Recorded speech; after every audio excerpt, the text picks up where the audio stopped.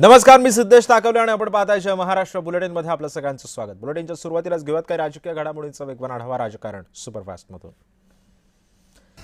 आमदार कैलास पाटील आणि वरुण सरदेसाई यांनी ओमराजे निंबाळकरांची भेट घेतली। पुण्यामध्ये मध्यरात्री ठाकरेंच्या सेनेच्या शिष्टमंडळाची ओमराजे निंबाळकरांसोबत एक महत्त्वाची बैठक झाली। ओमराजे यांनी पक्षातच थांबावं यासाठी त्यांचे मनधरणीचे प्रयत्न ठाकरे गटाकडून सुरू आहेत। आज राज्य मंत्रिमंडळाची सह्याद्री अतिथीगृह इथं बैठक बोलावण्यात आली आहे। बैठकीला मुख्यमंत्री फडणवीसांसह दोन्ही उपमुख्यमंत्री उपस्थित राहणार आहेत। बैठकीमधून सोमवारपासून सुरू होणाऱ्या पावसाळी अधिवेशनाबाबत चर्चा सुद्धा केली जाईल। धाराशिवमध्ये शिंगोले इथं भाजपचे आमदार राणा जगजितसिंह पाटील यांच्या घरासमोर पोलीस बंदोबस्त वाढवण्यात आलाय। पवनराजे हत्याकांडाच्या निकालानंतर पार्श्वभूमीवरती खबरदारी म्हणून पोलीस बंदोबस्त वाढवण्यात आल्याची माहिती आहे। राष्ट्रपा आमदार अभिजित पाटील यांनी दोन्ही राष्ट्रवादी एकत्र येण्याबाबत भाष्य केलं। दोन्ही राष्ट्रवादी काँग्रेस एकत्र आल्या पाहिजेत आणि दोन्ही पवार कुटुंब एकत्र राहिले पाहिजेत अशी आज देखील ही भावना असल्याचं पाटील म्हणाले।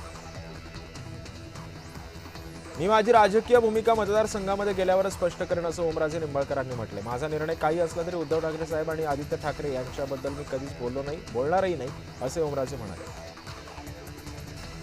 पवनराजे निंबाळकर यांच्या हत्याकांडातील आरोपींना निर्दोष सोडण्यात आलेलं आहे। दुर्दैवाची बाब आहे असं उपमुख्यमंत्री एकनाथ शिंदे म्हणाले। मुख्यमंत्री आणि मी केंद्रीय गृहमंत्री अमित शहा यांच्याशी चर्चा केली आहे असंही शिंदेंनी सांगितलं।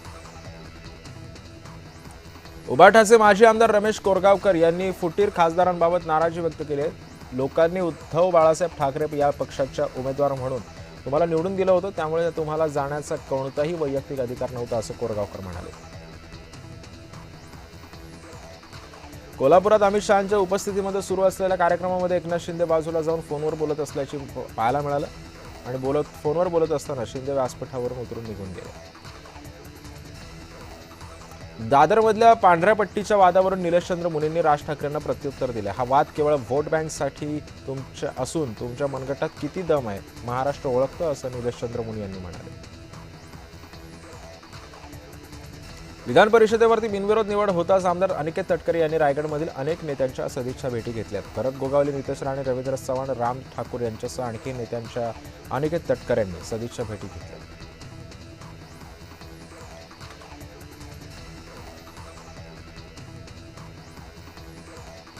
भाजपमध्ये अंतर्गत वाद पेटलेला आहे अशी टीका राज ठाकरेंनी केली। त्यांच्याकडे मोदी नावाचा चुंबक आहे म्हणून सर्व शांत दिसते असाही टोला त्यांनी लगावला। राज ठाकरेंच्या टीकेवरती भाजपनं प्रत्युत्तर दिलं। भाजपच्या अंतर्गत राजकारणावरती टीका करण्यापेक्षा आपल्या पक्षाकडे लक्ष द्या असं नवनाथ बनू यांनी वक्तव्य केलं। पवनराजे हत्या प्रकरणाच्या निकालावरती कोणताही राजकीय निर्णय अवलंबून नव्हता असं स्पष्टीकरण ओमराजे निंबाळकरांनी दिलेलं आहे। अद्याप कोणताही राजकीय निर्णय घेतला नसल्याचंही त्यांनी सांगितलं। पवनराजे हत्या प्रकरणाच्या निकालावरून न्यायालयावरती विश्वास ठेवावा की नाही हा संभ्रम आहे असं वक्तव्य बच्चू कडूंनी केलं। पवनराजे हत्या प्रकरणी पद्मसिंह पाटलांची निर्दोषपणे मुक्तता झाल्यानं जितेंद्र आव्हाड यांनी आनंद व्यक्त केलाय। पद्मसिंह पाटलांनी निर्दोष असल्याची खात्री होती असं वक्तव्य आव्हाडांनी केलं। लोकशाहीची हत्या करणाऱ्या मोदी सरकारपेक्षा काँग्रेस सरकार कितीतरी चांगलं होतं ही भूमिका उद्धव ठाकरेंनी मेळाव्यामध्ये मांडली। काँग्रेस पक्ष हा लोकशाही जोपासणारा पक्ष होता असंही पटोले यांनी म्हटलेलं आहे।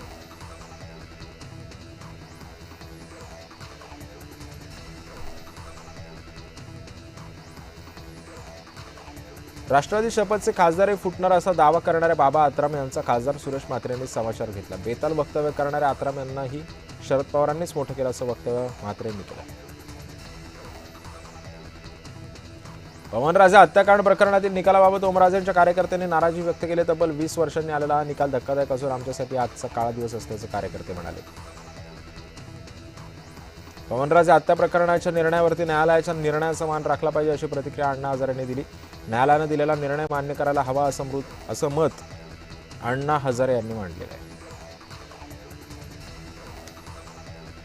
दिग्रसमध्ये खासदार संजय देशमुख यांच्या शिवसेना पक्षप्रवेशाच्या स्वागताचे बॅनर झळकले। देशमुख यांच्या शिवसेना प्रवेशाबाबत अधिकृत घोषणा झालेली नसताना सुद्धा शिवसैनिकांनी बॅनरबाजी केली। माजी खासदार संजय काका पाटील यांच्या नंतर राष्ट्रवादीचा आणखी एक बडा नेता भाजपच्या वाटेवरती असल्याची जोरदार चर्चा आहे। सलीम सारंग राष्ट्रवादी सोडणार अशी राजकीय वर्तुळात चर्चा सुरू झाली आहे। जनगणनांच्या दुसऱ्या टप्प्यामध्ये तरी ओबीसींची स्वतंत्र गणना झाली पाहिजे अशी मागणी काँग्रेसचे नेते विजय वडेट्टीवार यांनी केली. याबाबत सरकारचं लक्ष वेधण्यासाठी आंदोलन करू असा इशारा सुद्धा वडेट्टीवार यांनी दिला.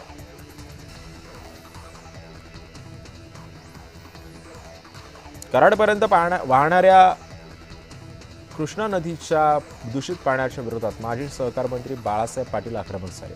कृष्णेच्या पाण्यावरील उपसाबंदी तात्काळ उठवून दूषित पाणी शेतीसाठी उपसा करण्याची परवानगी देण्याची जिल्हाधिकाऱ्यांकडे मागणी केली.